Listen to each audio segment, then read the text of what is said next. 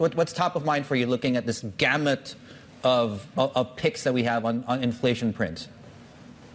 Well, to your point, rather than the noise, I'll be trying to look through to the signal and whether or not what we've been hearing from Jamie Dimon and JP Morgan Chase and Citigroup out of their proprietary credit card data, that there really was a pronounced slowdown in spending, especially discretionary spending in the month of August. I'll be looking for evidence of that, leaning closer towards Bloomberg economics forecast of 0.16, so a rounding up on the core on a month-over-month basis. We had another bit of interesting information out this morning from Cox Automotive, and that is that year over year, in the latest week, we've seen applications to finance a new car purchase, a new auto purchase, declined 17% over the same period 12 months ago. So we really are starting to see multiplying signs of stress in the consumer sector.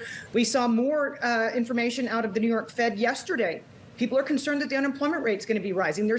Households are saying we don't have access to the credit that we need. We're concerned about our finances going forward.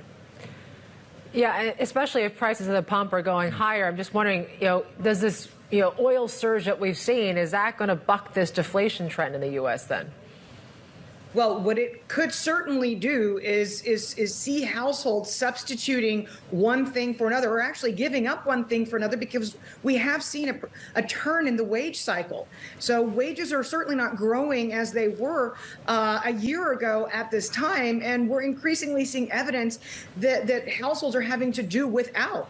And this will have probably an immediate effect on consumer sentiment, because as we know, looking back over the years, the one thing that is the most visible to U.S. households is prices at the gas pump. It's what they see with the greatest frequency at a time when, as far as they're concerned, they don't care about disinflation or prices falling prices rising at a slower rate. They're concerned with the fact that the inflation that was born 2 years ago is still very much in the grocery store and at the gas station.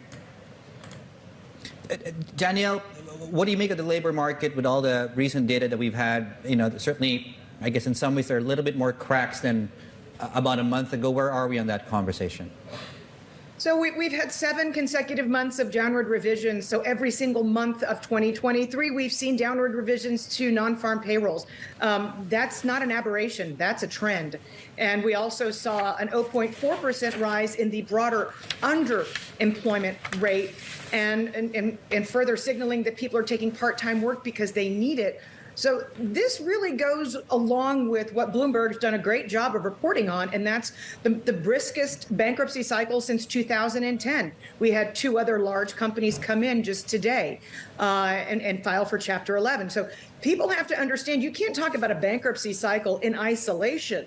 When companies go bankrupt, that means that headcounts are cut if companies don't actually turn and go straight to liquidation, as was the case with Yellow Trucking, excuse me.